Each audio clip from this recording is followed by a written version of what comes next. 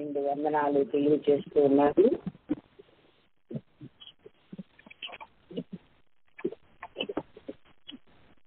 దేవుని పరిశుద్ధ నామమునకు మహిమ కలుగును గాక. కూడి వచ్చిన మీకందరికీ ప్రభు పేరట నా నిండు వందనాలు తెలియజేస్తూ ఉన్నాను. దేవునికి స్తోత్రం. బైబిల్లో ఉన్న స్త్రీలందరి గురించి మాట్లాడమని ప్రభు నన్ను ప్రేరేపించినందుచేత ఆ సత్యాలను మీతో పంచుకోవడానికి నేను సిద్ధపడి గత వారంలో మనము కలుసుకున్నప్పుడు హవ్వాను గుర్చిన సమగ్ర సమాచారం ప్రభు దగ్గర నుండి మనం పొందుకోగలిగాం. ఎంతమంది ఆ సమాచారాన్ని గ్రహించగలిగారో గ్రహించిన వారందరూ ధన్యులు. ఆయా జ్ఞానము కలిగి మనము మన జీవితాలను అలాగే మన కుటుంబాలను కట్టుకోవాలని ప్రభు చేత హెచ్చరించబడ్డాం. దేవునికి మహిమ కలుగునుగాక. ఈ పూట అదే ఆది కాండంలో మనము మరి గమనిస్తే 5వ అధ్యాయం 21 నుండి 24 వరకు చదివితే ఒక చక్కని మాటలు అక్కడ రాయబడి ఉన్నాయి. హానోకు 65 ఏళ్ళు బ్రతికి మెతూషెలను కనెను. హానోకు మెతూషెలను కనిన తర్వాత 300 ఏళ్ళు దేవునితో నడుచుచు కుమారులను కుమార్తెలను కనెను. హానోకు దినములన్నీ 365 ఏళ్ళు. హానోకు దేవునితో నడిచిన తర్వాత దేవుడు అతను తీసుకుని పోయాను కనుక అతను లేకపోయాడు.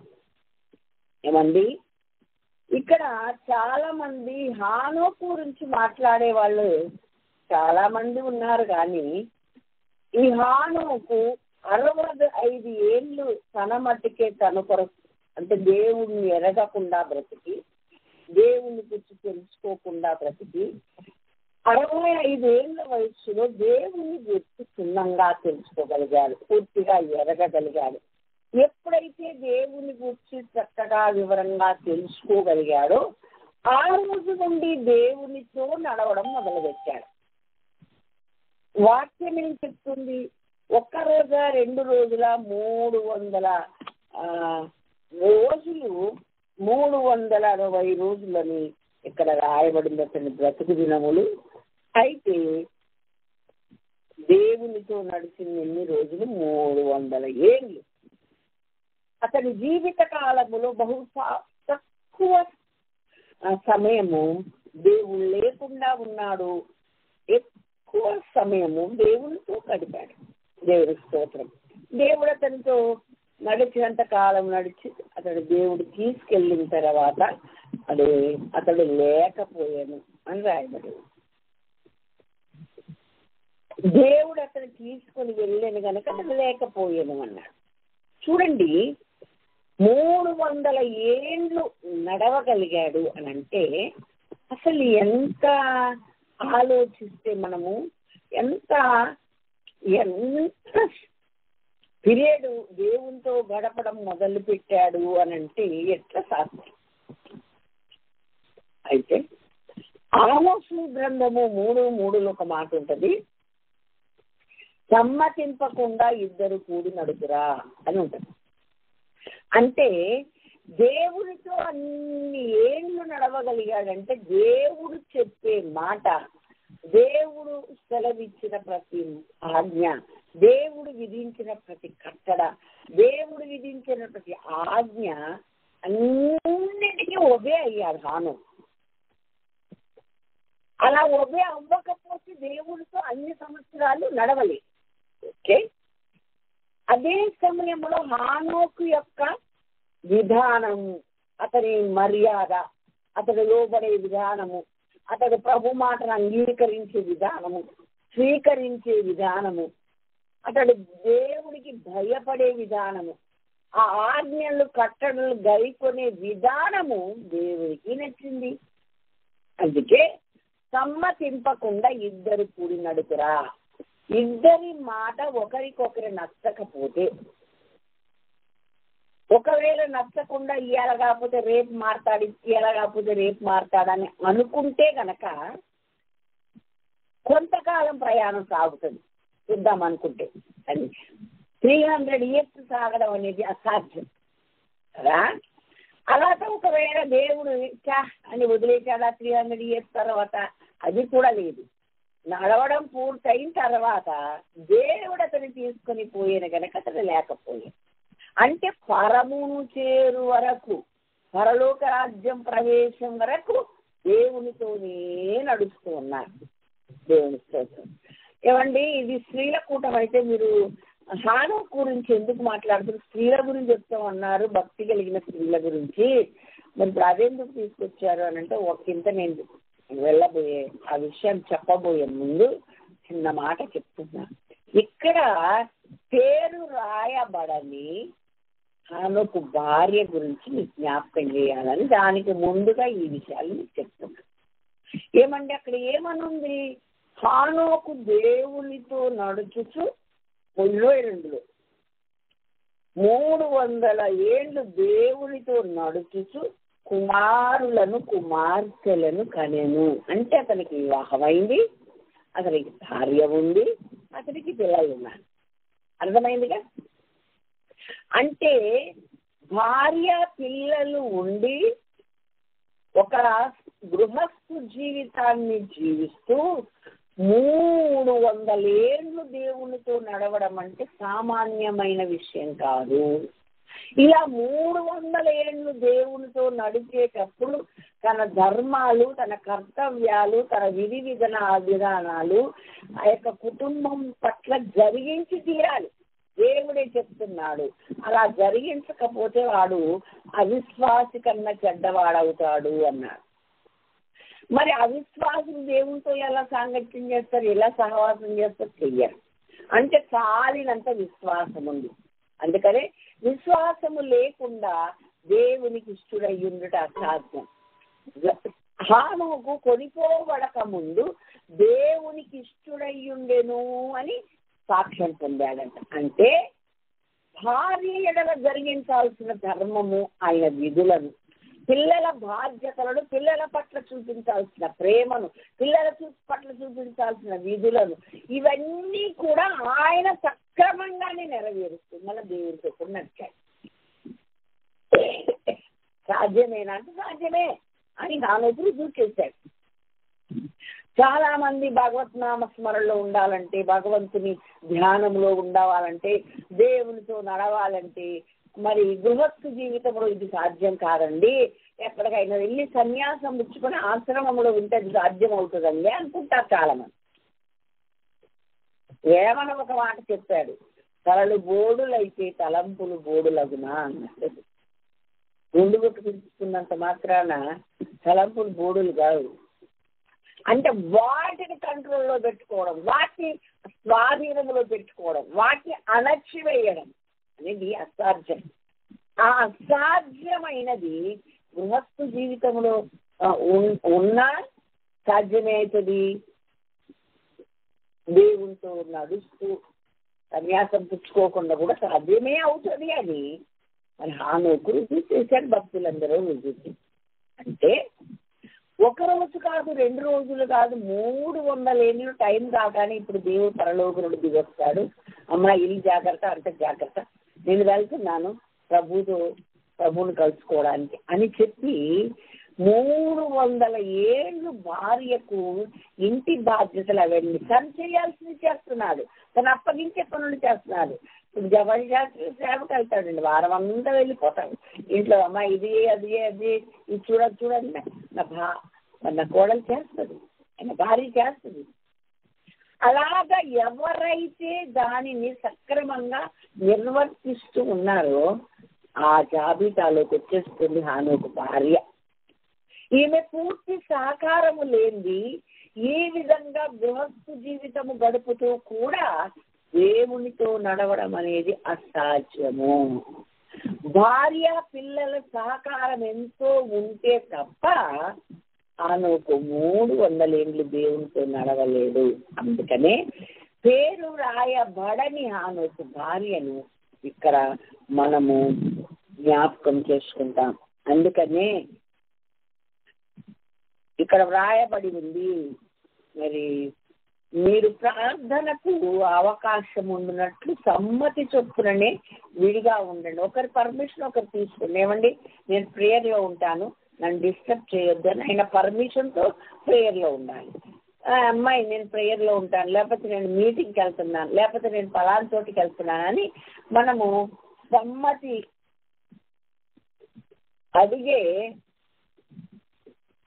చెప్పే అలా వెళ్ళాలి. అప్పుడు ఏ కూడా ఉంది, దానికి వీళ్ళు సమ్మతించాలి, వీళ్ళు ఓకే చేయాలి, అలాగే వెళ్ళరండి అనాలి, అలాగే భర్త అయినా అలాగే అనాలి. ఇలా అంటే గృహస్థు జీవితాన్ని కొనసాగించుకుంటూ దేవుడు చెప్పినటువంటి వివాహ బంధములు అడుగుపెట్టి కూడా మనం దేవునితో నడవడము సాధ్యమేనని మనకు సహకారిగా ఉండి ఎంతో సహకారం చేసి తన పిల్లల్ని సంరక్షించి పెరిగి పెద్దవాళ్ళు అవుతుంటే వారి ధర్మాలు కొంచెం భారం ఎక్కువ తీసుకుని ఎంతో సహకరించింది పేరు రాయబడని హానోకు భార్య. పరోక్షంగా మనకు కనబడుతుంది, తెర వెనుక మనకు కనబడుతుంది. ఎంతో సక్సెస్ సాధించిన ప్రతి ఒక్క మగవారిని గురించి అంటారు, ఈ సక్సెస్ కు ఈ విజయానికి తప్పకుండా ఆ భార్య కారణమవుతుంది, లేక తల్లి కారణమవుతుంది అంటారు కదా. కాబట్టి ప్రతి మగవాని విజయం వెనుక ఒక ఆడ ఉంటుంది అని చెప్పారు. అలాగే హానోకు దేవునితో నడవడానికి కూడా ఇక్కడ భార్య, ఇక్కడ పిల్లలు సహకంగా లేకుంటే మరి అది సాధ్యమయ్యేది కాదు. మరి ఆ భార్య తనను తాను అలా అప్పగించుకొని తన పిల్లల్ని కూడా అలా సంరక్షించి, నానేంటమ్మా ఎప్పుడు ఇంట్లో ఉండడు, నాన్నకి చెప్తామంటే లేదేంటమ్మా, నానేంటమ్మా ఎక్కువ సమయం బయట ఉంటాడు, ఎక్కడికి వెళ్ళాడంటే దేవునితో మాట్లాడడానికి వెళ్ళాడు, దేవుని దగ్గర నడుస్తూ వెళ్ళాడు, ఆయన దిగి వచ్చాడు, ఇద్దరు నడుచుకుంటూ వెళ్తాడు, ఇలా చెప్పింది అనుకో. ఒక్కొక్కసారి పిల్లలకు తెలియక అంటారు, వాళ్ళని సంజాయించాలి, వాళ్ళని సముదాయించాలి, వాళ్ళకు నచ్చ చెప్పాలి. నేనున్నాను కదా బిడ్డ, నాకు అప్పచెప్పిపోయారు, ఏం కావాలో మీకు నేను చేసి పెడతాను, అది చేస్తాను ఇది చేస్తాను అడగలగాలి. అలాగా చిన్న పొరపాటు కమ్మినానింటే ఇదేమి పట్టించుకోడు. ప్రార్థన అయితే మాత్రం ఇలా చేయాలా, కుటుంబాన్ని పట్టించుకోకుండా ఉంటారా, అలా చేయాలా ఇలా చేయాలని కొంతమంది ఆడవాళ్ళు తెలివి లేకుండా మాట్లాడతారు. అలా మాట్లాడినందుకు పిల్లలకు తండ్రి లోకమైపోతారు, ఆ జ్ఞానం ఉండదు. అందుకనే ప్రతిసారి మీరు గుర్తుపెట్టుకోండి, జ్ఞానం కలిగిన స్త్రీ తన ఇల్లు కట్టును, 3 రాళ్ళు తన చేతులతో తన ఇల్లు ఊడబెరుకు. ఈ చరిత్రలోకి గ్రంథములో లిఖించబడి పరలోకమందు భూమి మీద కూడా ఘనంగా చెప్పబడుతున్న ఒక ప్రత్యేకమైన వ్యక్తి వెనక ఆయన భార్య కుటుంబం ఉన్నారు. వాళ్ళు లేకుండా ఆ సక్సెస్ ఆయనకు రాదు. కాబట్టి నువ్వు నేను కూడా ఈ విషయమై శ్రద్ధ పెట్టాలి, ఈ విషయం మనం జాగ్రత్తగా ఉండాలి. మన భర్తలు దేవునితో నడవడానికి వారికి తగినంత సహకారం అందించాలి, తగినంత సహాయం మనం చేయాలి, తగినంత ప్రోత్సాహం మనం ఇవ్వాలి, తగినంత మరి చేయాల్సినంత సహాయం చేయాలి. ఒక సనగడం కానీ గుణగడం కానీ చేసామనుకోండి, అరే నిజమే కదా అంటే నేను ప్రభుతో నడవాలని పొద్దున్న లేచి నేను బయలుదేరి వచ్చేస్తున్నాను, ఆవిడకి చాలా ఇబ్బంది అవుతుంది, ఆమెకేమీ నేను చేయలేకపోతున్నాను, అయ్యో పాపం నేను నచ్చ చెప్పలేకపోయాను అనుకున్నాడు అనుకోండి, కొన్ని రోజుల తర్వాత ఇంక కాళ్ళే నడవకుండా మానేద్దామని ఏదో ఒక విధంగా వెనకకు తీసే అలవాటు ఉండదు, వెనకకు తీసుకొని దేవుడు అసలు పట్టించుకోడు కదా. కానీ ఇక్కడ అలా చెయ్యలేదని మనకు వాక్యం రుజువు చేస్తుంది. 300 ఏళ్ళు చక్కగా నడవగలిగాడంటే దేవునితో ఈ హానోకు మరి భార్య పిల్లలు ఎంతో సహకారం. ముఖ్యంగా ఇంటికి యజమానురాలుగా గృహస్థు పరిపాలన చేసి ఒక జ్ఞానం కలిగిన స్త్రీగా తిమోతి పత్రిక మరి 5:14 అని రాయబడి ఉంది, నువ్వు గృహ పరిపాలన చేయాలా యవన స్త్రీ అని చెప్పి. గృహ పరిపాలన అంటే అంతా ఆమె చూసుకుంటూ ఎక్కడ ఏది ఉందో ఎక్కడ ఏది లేదు ఏది అవసరమో అంతా తను చక్కగా చూసుకుంటూ తనను దేవునితో నడవడానికి ఆయనను పంపించేదన్నమాట. భార్య పిల్లలు లేరు, అందుకే సన్యాసిగా ఉన్నాడు అక్కడే, కాబట్టి ఏ పని లేక దేవుడు దిగొస్తుంటే దేవుడితో నడుచుకుంటూ వెళ్ళిపోయాడు అనడానికి లేకుండా ఇక్కడ చక్కగా రాయబడు, దేవునితో నడుచుచు కుమారులను కుమార్తెలను కనెను అని 22వ వచనము స్పష్టంగా ఆదికాండం 5:22 రాయబడి ఉంది. కాబట్టి నేను మరి 22-23 సంవత్సరాలు దినములకు 7 గంటలు ప్రార్థనలో ఉండగలిగాను అంటే నా భర్త సహకారం ఎంతో ఉంది, నా బిడ్డల సహకారం ఎంతో ఉంటుంది. ఎందుకనంటే మమ్మీ ప్రార్థన చేసుకుంటుందని మౌనంగా వాళ్ళు వెళ్ళిపోయి ఆడుకునే వాళ్ళు హోంవర్క్ చేస్తున్నారు. అలాగే ఆయన పర్మిషన్తో నేను గదిలో అడుగు పెడితే ఓకే చెప్పాను, రోజు ఏం ప్రార్థన అమ్మాయి, ఓకే నాకేం పనులు ఉండవా ఏంటి అలాగన్నారనుకోండి, నేనేం చేయలేకపోదు కదా. కాబట్టి ఈ విధమైన చక్కని సహకారం అందించినట్టుగా పేరు వ్రాయబడని పొగడతలి అక్కరలేని ఒక చక్కని స్త్రీ మనకి ఇక్కడ కనబడతాం. మనం కూడా మరుగ్గా ఉన్నా పర్వాలేదు, చాటుగా ఉన్నా పర్వాలేదు, మన కుటుంబాలను, మన బిడ్డలను, మన భర్త దేవుని కొరకు బ్రతుకుతుంటే, సేవ చేస్తూ ఉంటే, సేవ కొరకే పరుగులు పెడుతూ ఉంటే, లేక పరిచర్య కొరకే పరుగులు పెడుతుంటే, ఆలయంలో పనులు చేస్తూ ఉంటే, దైవికమైన కార్యాల నిమిత్తం స్వార్థ నిమిత్తమైన పరుగులు పెడుతూ ఉంటే, నువ్వు ఒక భార్యగా, ఒక కుటుంబముగా, ఒక బిడ్డల వెళ్తీ సహకరించావనుకో నిజముగా నువ్వు ధన్యురాలు అవుతావు. దేవుని రాజ్యంలో నీకు ఉన్నత స్థానం ఉంటుంది. తెరచాటున నీవు ఉన్నావని నిత్య అర్థమైపోదు. దేవునికి మహిమ కలుగును గాక. హల్లెలూయా. కాబట్టి ఇక్కడ మనకు హానోకు భార్యను చాలా మంది ఎవరు గుర్తు చేసుకోవడం, ఎవరు చెప్పడం నేను చూడలేదు. అయ్యో నాకు అనిపించింది, అన్ని సంవత్సరాలు ఆయన అలా చేశాడు అంటే ఈ పిల్లల ఈ భార్య యొక్క బాధ్యత లేకుండా ఎలా ఉంటుంది? తప్పకుండా వాళ్ళు సహించారు, ఓర్చుకున్నారు, ఎదురు చూశారు, సహకారం తెలియచేశారు, ఆయన ముందుగా తమ పనులన్నీ తాము చేశారు. ఓకే అండి మేము ఉన్నాం, మేము చూసుకుంటాం, మీరు వెళ్ళండి అని భరోసా ఇచ్చారు.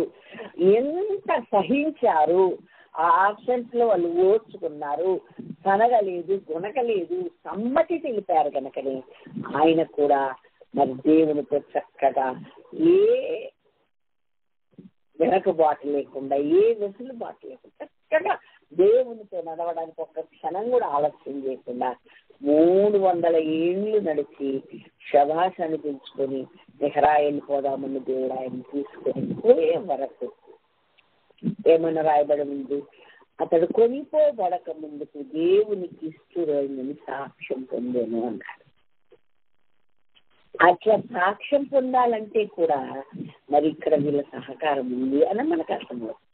ఎలా సాక్ష్యం పొందాడంటే విశ్వాసము లేకుండా ఎవరు దేవునికి ఇష్టంగా ఉండాలి అంటే దేవుని మీద అచంచలమైన అంత విశ్వాసాన్ని కనపరిచారు. దేవుని స్తోత్రం, హల్లెలూయా.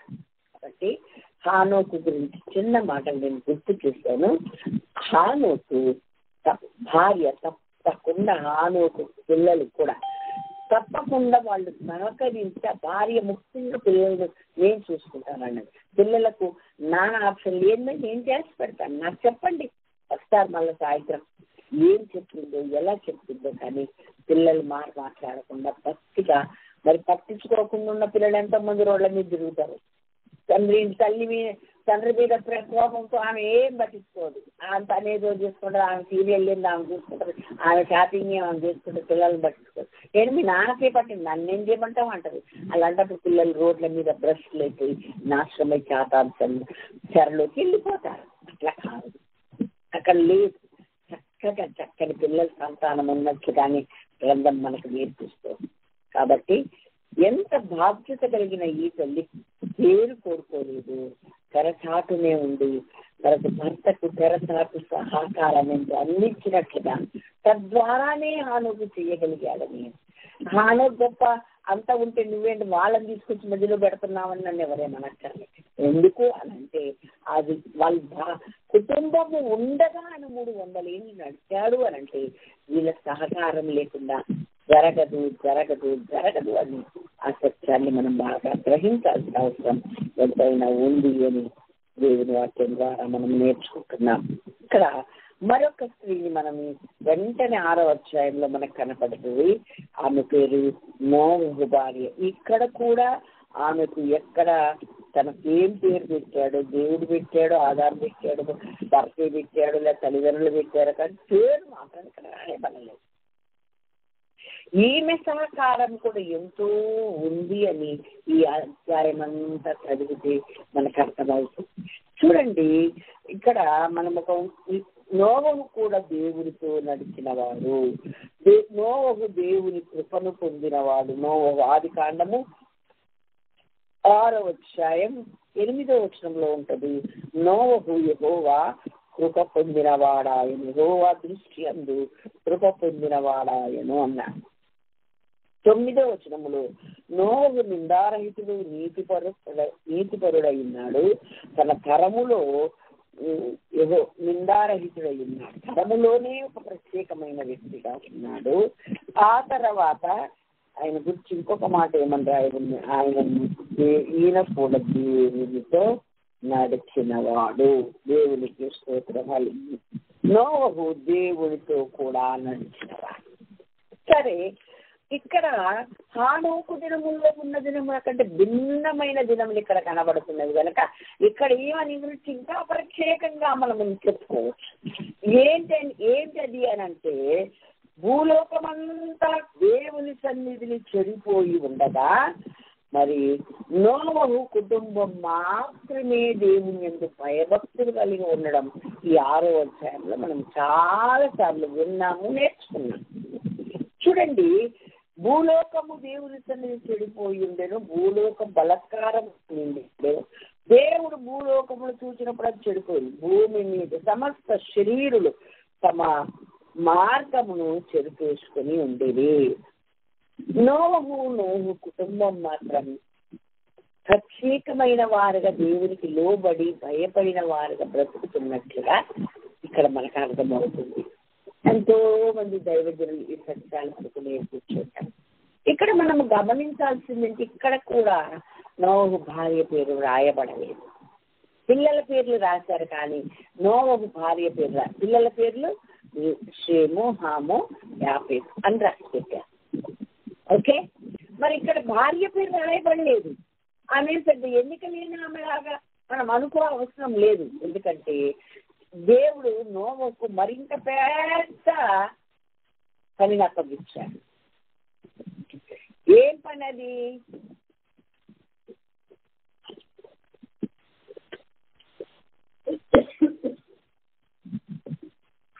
ఏం పని అప్పగించాడు అని అంటే, మనము దేవుని వాక్యాన్ని జాగ్రత్తగా గమనించినట్లయితే మనకు అర్థమవుతుంది. నోవహు ఓడను కట్టమని చెప్పారండి.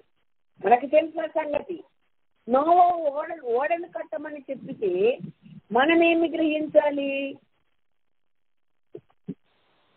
ఎందుకు కట్టమన్నాడు అంటే, జలప్రళయము నేను రప్పిస్తాను, ఎందుకంటే భూమి చెడిపోయి ఉంది, సమస్త జనులు తమ మార్గములను చెరిపేసుకొని, శరీరులు తమ మార్గాలు చెరిపేసుకొని ఉన్నారు కనుక నీవు ఒక్కడివే నిందారహితుడుగా నీతిమంతుడుగా కనబడుతున్నావు. అలాగే నీ కుటుంబము కూడా నీతిమంతంగా కనబడుతుంది. నిన్ను బట్టి నీ కుటుంబాన్ని కూడా నేను దేవుడు చెప్పాడు. నోవహు మాత్రమే కనపడి చెప్పినట్లుగా 15-13 వచనంలో రాయబడి ఉంది, నీ కొరకు అన్నాడు. అని 18వ వచనంలో వెంటనే అన్నాడు, అయితే నీతో నా నిబంధన స్థిరపరచు, నీవును నీతో కూడా నీ కుమారుడు నీ భార్య నీ కూడా నా ఓడలో ప్రవేశించు. ఎప్పుడైతే నోవహుకు దేవుడు ఓడను నిర్మించమని చెప్పాడో, ఓడ కొలతలు చెప్పాడు, విధానం చెప్పాడు, చెక్క ఏది వాడాలో చెప్పాడు, అన్ని చెప్పిన తర్వాత ఓకే అని నోవహు పనికి ఉద్యుక్తమయ్యే ముందు ఇంటికి వచ్చి దేవుడితో మాట్లాడటం సాధించి ఇంటికి వచ్చి ఈ పెద్ద విషయాన్ని చెప్పాడు. ఇలాగనట ఇంతమంది మరి జంతువులు పట్టాలి, పెద్ద పెద్ద క్రూర మృగాలు అయితే 2 పెట్టాలి, అందులో పట్టాలి. అలాగే పవిత్రమైనవి వేరే వేరే సకల జాతి 7 రావాలి. ఇది దేవుడు చెప్తున్నటువంటి మాట. కాబట్టి మరి దేవుడు ఇలా చెప్పాడు, ఇలా కొలతలు చెప్పాడు, ఇలా కర్ర చెప్పాడు, ఇలా నీళ్ళు పూయమన్నాడు. ఏంటంటే భయంకరమైనటువంటి 40 దివారాత్రులు మరి ఆకాశ తూములు విప్పబడతాయి, భూమి యొక్క తూములు కూడా విప్పబడతాయి. అంటే జలధారలు భయంకరంగా భూమి జలప్రళయంతో మునిగి నాశనం అయిపోయి చేస్తాడంట. దేవుడు కోపం ఉగ్రత వచ్చింది. ఎందుకంటే భూలోకమంతా చెడిపోయాం. కాబట్టి నీవు నీ పిల్లలు ఆ ఓడలో ప్రవేశించుకున్నట్లు ఓడను తయారు చేసుకుంది ఒకటి అని చెప్పాడు. మీరు నశించొద్దు, మీరు ఉండాలి, మీరు మంచివాళ్ళు, నా దృష్టికి యోగ్యులుగా నీతిమంతులుగా నిందారహితంగా ఉన్నారు కనుక మీరు ఓడలో ప్రవేశించడానికి వీలుగా ఆ ఓడను మీరు తయారు చేసుకోండి. మీరు బ్రతుకుతారు, మీతో పాటు సమస్త జీవరాశులను కూడా అందులో తీసుకురావాలి కనుక అంత పెద్ద ఓడ నిర్మించాలి కనుక ఇది కొలతలు చెప్పాడు అండి. అప్పటికి భూమి మీద ఎక్కడా వర్షం పడినట్టు దాఖలాలు లేవు. 2వ అధ్యాయంలో చదివితే అప్పుడు భూమి మీద వర్షం లేదు. 5 మీరు చదువుతారు చూడండి. అది వరకు పొలమందలు ఏ పొదయు భూమి మీద ఉండలేదు, పొలమందలు ఏ చెట్టును మొలవలేదు. ఏదైనగా దేవుడైన యెహోవా భూమి మీద వాన కురిపించలేదు, నేలను తీర్చపరుచుటకు నరుడు లేదు. ఏమండి, వర్షం అంటే అప్పటి వరకు ఉన్నటువంటి నోవహు కాలం వరకు ఉన్నటువంటి అప్పుడు దేవుడు మాట్లాడినప్పుడు నోవహు వయసు 500 ఏళ్ళు. అప్పటి వరకు భూమి మీద వర్షం పడలే. కానీ దేవుడు ఇప్పుడు చెప్తున్నాడు పడుతుందని. నేను వర్షం కురిపిస్తాను అని చెప్తున్నాడు. నువ్వు దానికి కట్టుకో అని చెప్తున్నాడు.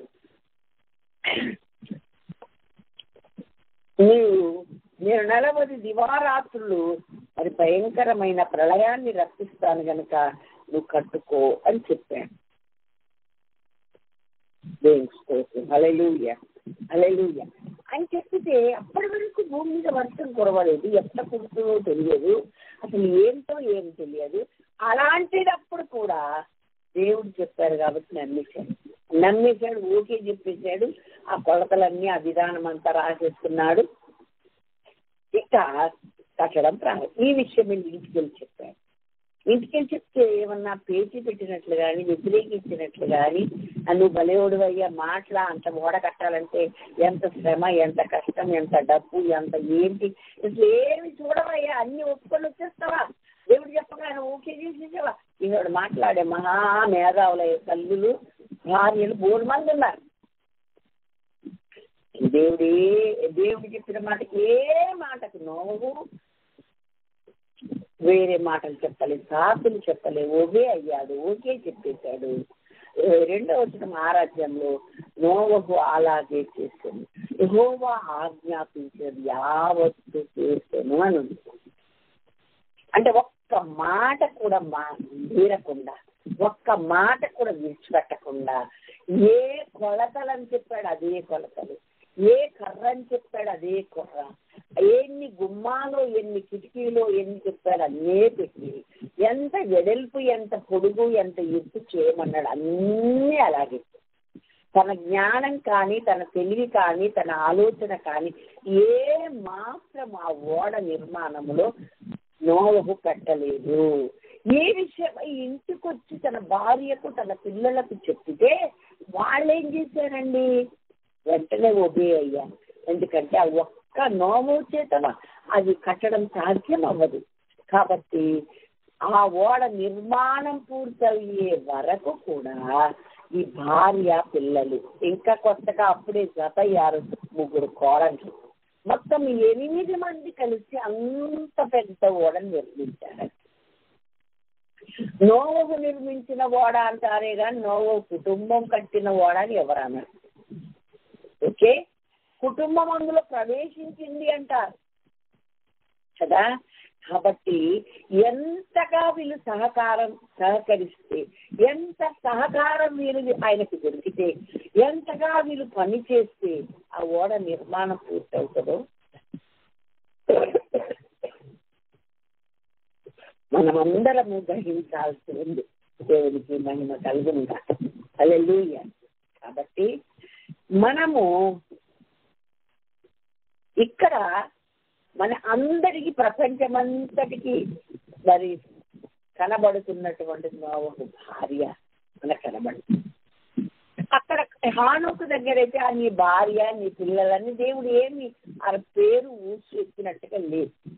ఇక్కడైతే నీతో కూడా నీ భార్యను నీ కుమారులు, ఎందుకంటే మొత్తం ప్రపంచమంతా భూమి మీద ఉన్న సమస్త జీవరాశులతో మనుషులందరినీ నాశనం చేయదలుచుకున్నారు కనుక నీవు నీ భార్య నీ పిల్లలు నీ కుటుంబం మట్టుకు ఆ ఓడలో ప్రవేశించండి అన్నాడు. 7వ అధ్యాయం 1వ వచనంలో అంటాడు యెహోవా, ఈ తరము వారిలో నీవే నా ఎదుట నీతి మంత్రుడు ఇక్కడ చూచుతుంది కనుక నీవును నీ ఇంటి వారిని ఓడలో ప్రవేశించు. ఓకే, ఓడలో ప్రవేశించు. హల్లెలూయా, హల్లెలూయా కదా. కాబట్టి చూడండి, ఈ భార్య పిల్లల సహకారం, కొత్తగా వచ్చిన కోడళ్ల సహకారం లేకుండా ఈ కార్యం అయితే జరగదండి, జరగదు. నోవహు ఒకడు ఎన్ని సంవత్సరాలు కట్టారని మీకేమైనా అంచనా ఉందా అంటే ఉంది. ఎన్ని సంవత్సరాలు? దాదాపు 120 సంవత్సరాలు కట్టబడినట్లుగా మన గ్రంథాలు బట్టి మనకు అర్థమవుతుంది. 120 సంవత్సరాలు దివారాత్రులు నిర్విరామం లేకుండా, దేవుని కొలతల కొంచెం కూడా తేడా రాకుండా, ఆ కర్ర తేడా రాకుండా, ఆ కీలు పూసుకుంటా కట్టడం అంటే 3 అంతస్తుల, మరి 3 అంతస్తులుగా కట్టాలంటే మరి ఇది చాలా కష్టమైన పని. దేవునికి స్తోత్రం. హల్లెలూయా. అరలు పెట్టి ఆ ఓడను వెలపట లోపట కీలు పూసి చెయ్యాలి అని చెప్పారు. 300 మూరల పొడుగు, 7 మూరల వెడల్పు చేయాలి. ఓడకు తలుపు ప్రక్కకు చేయాలి.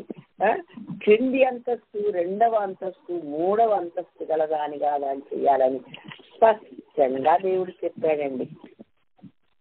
3 అంతస్తులు ఉండాలని చెప్పాడు. మరి ఇన్ని అంతస్తులు, మరి గుమ్మం ఉండాలని చెప్పాడు. ఒక కిటికీ చేయమని చెప్పాడు. ఆ కిటికీ ఎక్కడ చేయాలో చెప్పాడు. ఎంత అద్భుతమైనటువంటి ఒక నిర్మాణాన్ని ప్రభు చెప్తా ఉంటే గుర్తు పెట్టుకొని, లేకపోతే పేపర్ మీద రాసుకుని, ఎలాగైతేనే దానికి అంత కూడా ఒక గుండు సూది కూడా తేడా రాకుండానట్లుగా, 1 ఇంచి కొలత తేడా రాకుండానట్లుగా, మరి వేరొక కర్ర ఈ కర్రకు బదులు దొరకట్లేదు అని వేరొక కర్ర తన జ్ఞానంతో కూడా పెట్టినట్టుగా గ్రంథంలో రాయబడలేదు.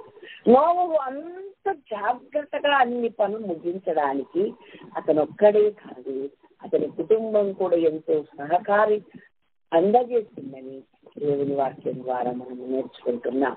కనుక మన భార్యలమైన మనము భర్తలు దైవికమైన కార్యములో మునిగి ఉండగా, దైవికమైన కార్యం చెయ్యడానికి ఆదేశించబడి ఉండగా, దైవము ఆయనతో మాట్లాడితే నాతో కూడా మాట్లాడాడు అన్న భావన కలిగి ఏ స్త్రీ అయితే మసులుకుంటుందో ఆ స్త్రీ పేరు చరిత్రలో ఉంటుంది. దేవునికి స్తోత్రం. హల్లెలూయా. ఆమెకు ముందు తరాలు ఆమెను గురించి స్మరణం చేసుకోవడంలో తప్పు లేదు. హృదయపూర్వకంగా ఆమెకు గౌరవము, వందనము చెల్లించడంలో తప్పు లేదు. అందుకు అర్హురాలు నోవహు భార్య. ఇంకొక పెద్ద విషయంలో ఆమె అర్హురాలు. ఎలా అంటే, భూలోకం అంతా చెడిపోయి ఉంటే తన బిడ్డలు చెడిపోలే. అలాగే తను ఎంపిక చేసుకున్నటువంటి ఆ కోడళ్ళు కూడా మంచి వాళ్ళుగా ఉన్నారు. తన కోడళ్ళుగా చేసుకుని ఎంపిక చేసుకొని, ఏమండి మనము కాలేజీలో కొంతమంది స్నేహాలు పట్టి చెడిపోయారండి, కొంతమంది బాగోలేదు. స్నేహితులు మంచోళ్ళు కాదండి, నా పిల్లలు చెడిపోయారు. ఈ వీధంతా చాలా మంది కుర్రోళ్ళు మంచోళ్ళు కాదండి, అమ్మాయిలు మంచోళ్ళు కాక నా పిల్లలు పాడైపోయారని చెప్తాం. అలాగే నా బంధువుల్లో కొంతమంది ఉన్నారు, స్నేహాలు బట్టి పాడైపోయారండి అంటావు. ఏమండి భూలోకం అంతా చెడిపోయినా ఈ నోవు పిల్లలు చెడిపోలేదట. ఎంత గొప్ప సంగతి అండి. అంటే ఎంత క్రమశిక్షణగా తన తల్లి ఆ బిడ్డలను పెంచి ఉంటది. తల్లి పాత్ర లేకుండా ఏ బిడ్డలు క్రమశిక్షణలో రారండి. నా బిడ్డలే కాదు, ఏ బిడ్డలు రారు. దేవుడి మహిమ కలిగిన గాక. ఎంతో తీసుకోవాలి, ఎంతో శ్రద్ధ తీసుకోవాలి. దైవారాత్రుల వరకు ప్రార్థన చేయాలి. నీ పసిపిల్లల ప్రాణం కోసం వేకువనే మొదటి జాము వేసి దేవుని సన్నిధిలో వెలుగెత్తి ప్రార్థన చేయమని ఆడవాళ్ళకు దేవుడు. అవును అవును అవును. స్త్రీలారా రోదనం చేయండి, అంగలార్పు విద్యను నేర్చుకోండి, మీ బిడ్డలకు నేర్పండి, మీరు కూడా చేయండి. ఎందుకంటే మరణము మన కిటికీలను ఎక్కుతున్నది. వీధుల్లో యవ్వనులు లేకుండా పసిపిల్లలు లేకుండా మరణము కబిలించడానికి వస్తుంది. కాబట్టి మీరు చాలా జాగ్రత్తగా మీ పిల్లల కోసం ప్రార్థన చేయండి, పని చేయండి. నేను బైబిల్ మళ్ళీ ఎక్కడికక్కడ హెచ్చరిస్తాను.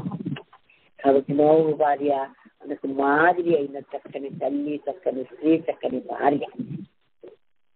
అత్త కూడా దేవుని స్తోత్రం. హల్లెలూయా. ఇన్ని పాత్రలు నోవు భార్య నిర్వర్తించినట్లుగా దేవుని వాక్య స్పష్టంగా మనకు బోధిస్తున్నారు. ఒక్క భార్య రోల్ సరిగ్గా చేయలేరు కొంతమంది, పిల్లలు రోల్ చేయలేరు కరెక్ట్ గా. అలాగే అత్త రోల్ అసలే చేయలేరండి. భయంకరమైనటువంటి అత్తలు ఉన్నారు భూమి మీద. అత్త అంటేనే వెంటనే బుర్రలోకి వచ్చేస్తుంది భయంకరమైనటువంటి ఆ విధానం. నో, అలా కాదు. నోహు భార్య చక్కని ఆదర్శం మనకి. అందుకే బైబిల్ మనసు పెట్టి చదివితే బైబిల్ మన మనస్సును మారుస్తుందండి, మన అంతరంగాన్ని మారుస్తుందండి. ఇలాంటి అవివేక అజ్ఞాన మరి దేవుని వాక్యానికి విరుద్ధంగా బ్రతికే స్త్రీలు ఎవరైనా సరే వాళ్ళు కనబడితే మీకు బైబిల్ చదవమని ప్రోత్సహించండి. బైబిల్ చదివితే గనక తప్పకుండా బైబిల్ బుద్ధి జ్ఞానం కలిగేలాగా మనం ప్రోత్సహిస్తుంది. దేవునికి స్తోత్రం. పాతాళం పోకుండా మన ప్రాణాన్ని కాపాడుతుంది. నీ ఆజ్ఞలు నీ కట్టడలను ఒకడు గైకొని ఎదలవాడు బ్రతుకును కదా అన్నది బైబిల్. నువ్వు బ్రతకాలంటే, ఇంకొకరిని బ్రతికించాలంటే నీకు ముఖ్యమైనది ఏంటంటే, ఆయుధం ఏంటంటే, ఔషధం ఏంటంటే బైబిలే, దేవునికి వాక్యమే. దేవునికి మహిమ కలుగును గాక. కనుక నోహు భార్య ఎంత చక్కని రోల్ అయితే ప్లే చేసిందో, ఎంత మరి శ్రద్ధ తీసుకుని ఎంత బాధ్యత వహించిందో ఈ 6వ అధ్యాయం 7వ అధ్యాయం మనం చదివడానికి అవుతుంది.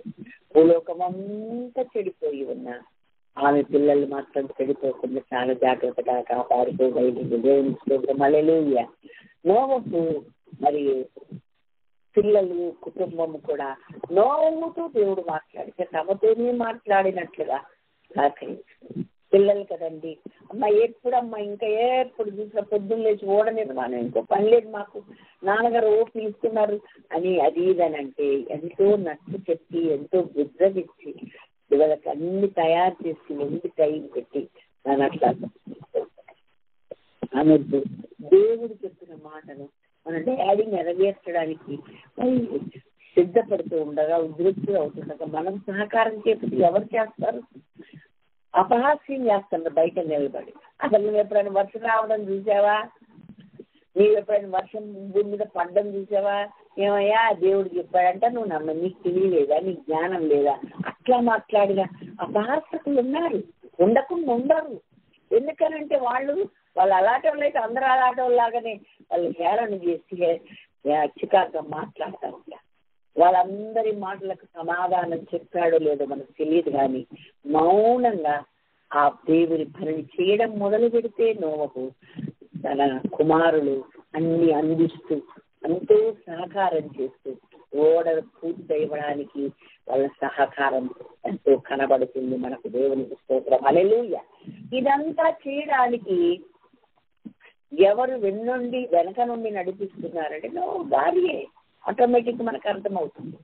కాబట్టి మనం ఎవరము ఆఫీస్లో పని అవ్వనివ్వండి, డాక్టర్ వృత్యా, లేకపోతే టీచర్ వృత్యా, ఇంజనీర్ వృత్యా, లోకరీత్యా ఏం చేస్తాడు, ఏదైనా సక్సెస్ఫుల్ పైన అధికారుల యొక్క మన్ననను పొందాలి.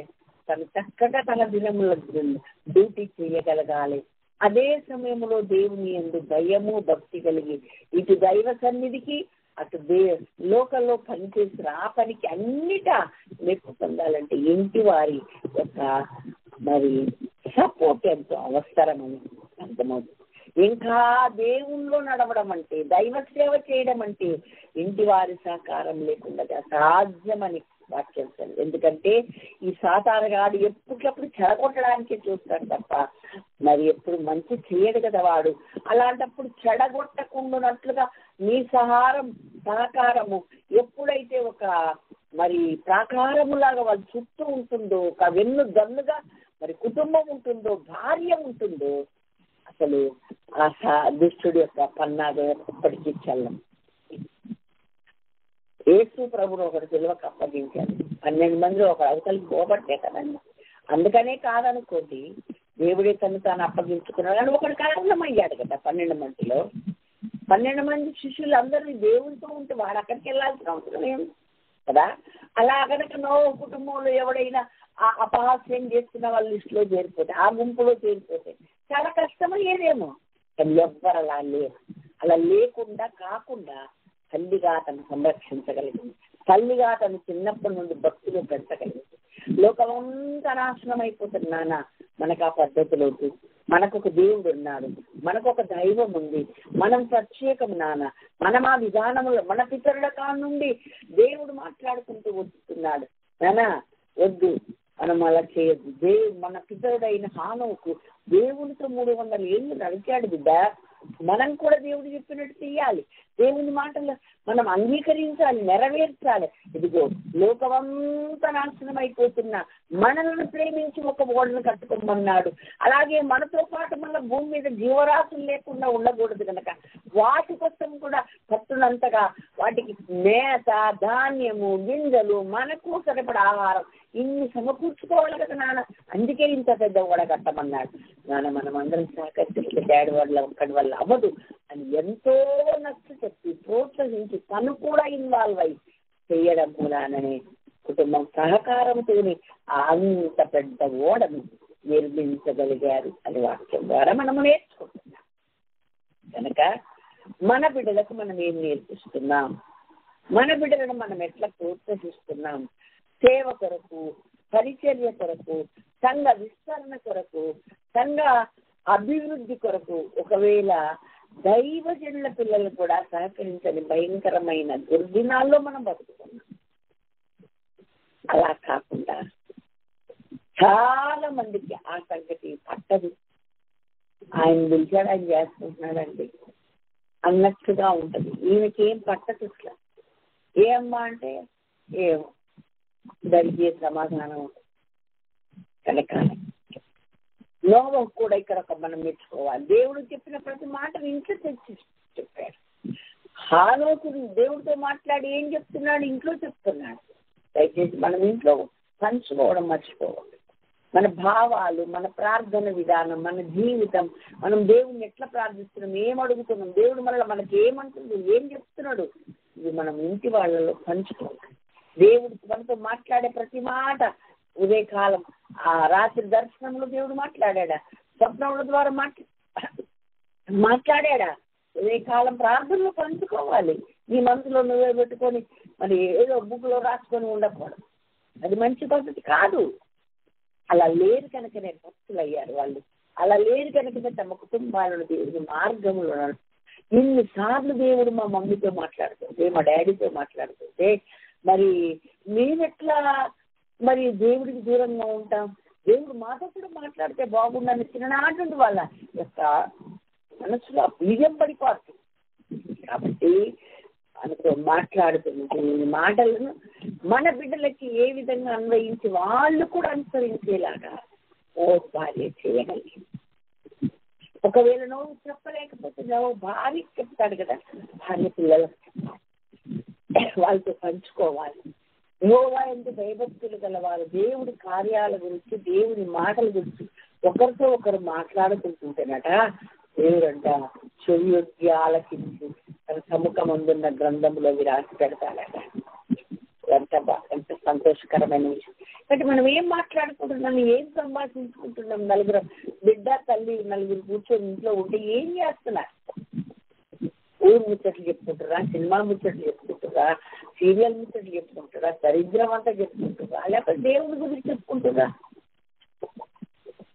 ఈ విషయాలను మనం బాగా ఆలోచించాలి, గ్రహించాలి. నోవు భార్య పేరు రాయబడలేదు, అది తన యొక్క పాత్ర ఎంతో ఉంది అని మనకు అర్థమవుతుంది. తన బిడ్డల్ని ఎంతో దైవికమైన పద్ధతులు పెంచుకున్నదని మనకు అర్థమవుతుంది. భూలోకమంతా చెడిపోయినా తన బిడ్డలు చెడిపోకుండా కాపాడుకోగలిగిందని మనకు అర్థమవుతుంది. తన భర్త మూఢ నిర్మాణంలో తనెంతో సహకారం చేస్తే తప్ప జరగదు. అలాగే ముగ్గురు కొడుకులను నడిపించాలి మంచి దారిలో, ముగ్గురు కోడళ్ళను నడిపించాలి ఆదర్శవంతమైన అత్తగా, ఆదర్శవంతమైన తల్లిగా, సాటి అయిన సహకారి అయిన భార్యగా దేవుడు చేశాడు. అలాగే అన్ని రోల్స్ సక్సెస్ గా విజయవంతంగా ముగించగలిగింది దాని భార్య. ఆమె పేరు రాయబడలే, చూద్దాం రాయబడకపోయినా ఈమె చేస్తుందా, నేను ఈమె పేరు ఎత్తకపోయినా ఈమె సహకరించాలని దేవుడు చూశాడు. పరలోకం వెళ్తే మనకు తప్పకుండా కనబడుతుంది. ఆమెకు దేవుడు ఉన్నత స్థానం. ఎవరి పేరు ఎవరు మెచ్చుకోవాల్సిన అవసరం లేదు. ప్రభువు మెచ్చుకునేవాడే యోగ్యుడు కానీ తను తాను మెచ్చుకునేవాడైనా ఇంకా మనుషుల మెచ్చు తెచ్చుకున్నది వ్యర్థమని బైబిల్. కనుక దేవుని బిడ్డ, నువ్వు దేవుడు ఉన్నాడని ఎరిగి, దేవుని బిడ్డవని నువ్వు ఎరిగి, ఆయన సృష్టి అని నువ్వు ఎరిగితే భూమి మీద ఆయన చిత్త ప్రకారంగా ప్రతిదీ చేయడానికి నీవు సిద్ధపడాలి. నువ్వు చేయడానికి నువ్వు సంకల్పించుకోవాలి. నీ బిడ్డలు, నీ కుటుంబం అలా చేయడానికి నీవు తప్పకుండా ఆ విషయంలో నువ్వు సాధన చేయాలి. ఒక పట్టుదలతో వాళ్ళని నడిపించాలి. వాళ్ళు నెరవేరుతున్నా లేదా కూడా చూడాలి. కొత్తగా చేరిన కోడళ్లను కూడా అదే మార్గంలో నడిపించుకోగలరు. ఇప్పుడు అత్త కాదు, అత్త తల్లి అయితే తప్ప వాళ్ళు సంరక్షింపబడలేదు కదండి. ఇంటికి వచ్చారు కదా కోడళ్ళు, భూలోకం వచ్చి మొత్తం ప్రళయం వచ్చి మొత్తం అందరు చచ్చిపోరు. ఇంటి నుండి వాళ్ళు వచ్చారు, ఆ తాలూకాలందరూ పోయినట్టే కదండి. ఇప్పుడు ఈమె ఏమైంది? ఆమె తల్లి అయింది, ఆమె అత్త అయింది. అవునా కాదండి? ఎప్పుడు ఆయన జల ప్రళయం వచ్చి అంత పోయాక అత్త పాత్ర తల్లి పాత్ర ఎత్తడం కాదండి, అసలు చేర్చుకోవడమే. తల్లిలా తన బిడ్డలాగా చేర్చుకోవాలి. నువ్వు ఎప్పుడు అత్తలకు ఒక మాట చెప్తా ఉంటాయి, ఏమని, ఒక బిడ్డ మన ఇంటి నుండి వేరొక ఇంటికి వెళ్ళాను, ఇంకొక బిడ్డ మన ఇంటికి వచ్చిందని అంటే ఒక కూతురుని ఏమో వేరొక ఇంటికి ఇచ్చాము, ఇంకొక కూతురుని మనం తెచ్చాము. అది ఆ మనస్సు కనుక మనకుంటే ఎప్పుడు మన కుటుంబాలు వారు పిల్లుతాయి, ఆదర్శంగా ఉంటాయి. చక్కని దైవికమైన వాతావరణం మన ఇంట్లో ఉంటుంది. గొడవలు, సనుగులు, సంశయాలు ఏమి ఉండవు. అలా ఉండవు కనుక సాతాను వాడికి అవకాశమే లేదు, వాడు మన జోలికే రాడు. దేవునికి స్తోత్రం, హల్లెలూయా. కాబట్టి చక్కని వర్తమానం దేవుడు మనకు అందిస్తూ ఉన్నాడు. మనము నోవ కుటుంబం వల్ల ఉండాలి. నోవుతో దేవుడు మాట్లాడాడు, నోవు కూడా దేవుడితో నడిచిన వాడు. నోవుతో దేవుడు మాట్లాడిన ప్రతి మాటను మరి అంత పెద్ద ఓడ నిర్మించాలంటే కుటుంబం సహకారం లేకుండా. మొట్టమొదటిగా మనం నేర్చుకోవాల్సిన కుటుంబం భూలోకమంతా చెడిపోయిన నోహు కుమారుని చెడిపోలే. అంటే తల్లి రోల్ ఎంతో ఉంటుంది, తల్లి బాధ్యత ఎంతో ఉంటుంది. కాబట్టి చూడు, నేను ఎప్పుడు చెప్తుంటాను పిల్లలకు, అదుపు లేని బాలుడు తన తల్లికి అవమానము తెచ్చును అని ఉంది. ఏమండి, బాలుడు అదుపు లేకపోతే తండ్రికి తెచ్చుడని ఎందుకు లేదు బైబిల్లో? తెలివి లేని మరి జ్ఞానం లేని కుమారుడు తండ్రి దుఃఖపడతాడని. ఇక్కడ బాలుడు తల్లికి అవమానం చేస్తాడని. ఎందుకని తల్లికని అంటే బాలుడు అన్నాడు కదా అక్కడ. బాలుడైనంత సేపు తల్లి ఆధీనంలోనే ఉంటాడు కనుక అదుపు లేకుండా అడ్డగోలుగా మాట్లాడడం, అడ్డగోలుగా తిరిగి రావడం, ఇష్టం వచ్చినట్టు ప్రవర్తించడం, ఇవన్నీ ఎవరి హయాంలో ఎవరి ఆధ్వర్యంలో జరుగుతుంది? తల్లి ఆధీనంలోనే. అందుకని తల్లికి అవమానం అది చెప్పాడు దేవుడు. కాబట్టి చిన్నప్పటి నుండి వాళ్ళు పెంచి పోషించి సంరక్షించి తల్లే కనుక ఈ విద్యాబుద్ధులు నేర్పించేటప్పుడు మంచి చెడులను కూడా నేర్పాలి, దైవిక విధానం కూడా నేర్పాలి. దేవుని యందు భయము భక్తి కలిగి జీవించడం ఎలాగో ఉగ్గు పాలతో నూరు కొయ్యాలి వాళ్ళ. అలా మనం వారి ముందు మనం అనుసరించి జీవిస్తే వీడియోలకి ఎక్కువ విలువ ఉందని నేను ఎక్కువ చెప్తాను. ఆడియో కంట పట్టింపు లేదు, వీడియోకి ఎక్కువ ఉంది. కాబట్టి దేవుడు చక్కగా వీడియో అనగా నీవు చేసి చూపించుకోవాలి చెప్పాడు. నువ్వు నేర్చుకొని నువ్వు అనుసరించి వాళ్ళకి అనుసరించమని వాళ్ళని ప్రోత్సహించు, తప్పకుండా వాళ్ళు అనుసరిస్తారని వాక్యించదు. కాబట్టి ఈ సత్యాలను ఎరిగిన వారమై దేవుని సన్నిధిలో చాలా జాగ్రత్తగా నిందారహితంగా మన కుటుంబాలను తీర్చిదిద్దుకుందాం. అప్పుడు మన యజమానులు దేవుడు ఆజ్ఞాపించినది, దేవుడు ఆదేశించింది అది ఏదైనా వాళ్ళు సక్సెస్ఫుల్గా నెరవేర్చడానికి సహకారం ఎంతో అవసరమని మనం ఎరుగుదాం. ముఖ్యంగా దైవ సేవకుల కుటుంబాలు ఇలాగా ఉంటే నోవ కుటుంబం లాగా దేవుడు ఒక నూతన శకానికి మనల్ని అది ప్రారంభికులుగా చేస్తారు, నాందిగా చేస్తారు. 8వ అధ్యాయం వచ్చేసరికి భూలోకమంతా నాశనం అయిపోయింది కదా. మీరు కొత్త ఆకాశం కొత్త ఈ భూమిని అంతటి మీకోసం కొత్త భూమి ఆరిని ఉంది, దీన్ని స్వతంత్రించుకోండి అని ఇప్పుడు అన్నాడు. ఆదాము అవ్వలు ఏదైతే దైవికమైన విధానం చెయ్యలేకపోయిందో అది మళ్ళా వీళ్ళకి దేవుడు చెప్పాడు. ఏమని 8వ అధ్యాయం మరి 17-16 వచనాలను చదువుతున్నాడు. అప్పుడు దేవుడు నీవును నీతో కూడా నీ భార్యయు నీ కుమారులను నీ కోడండ్రును ఓడలో నుండి బయటికి రండి. పక్షులు పశువులు భూమి మీద ప్రాకు ప్రతి జాతి పురుగులు మొదలైన సమస్త శరీరాలు నీతో కూడా ఉన్న ప్రతి జంతువు వెంట పెట్టుకుని వెలపలికి రావాలని అవి భూమి మీద బహుగా విస్తరించి భూమి మీద ఫలించి అభివృద్ధి పొందవలని నోవుతో చెప్పాడు దేవునికి. కాబట్టి దేవుడు ఆ విధంగా ఫలించి అభివృద్ధి పొంది విస్తరించి అది నోవు ద్వారా మరలా దేవుడు ఒక నూతన సృష్టిని చేశాడు. నోవు జల ప్రళయం తర్వాత మరలా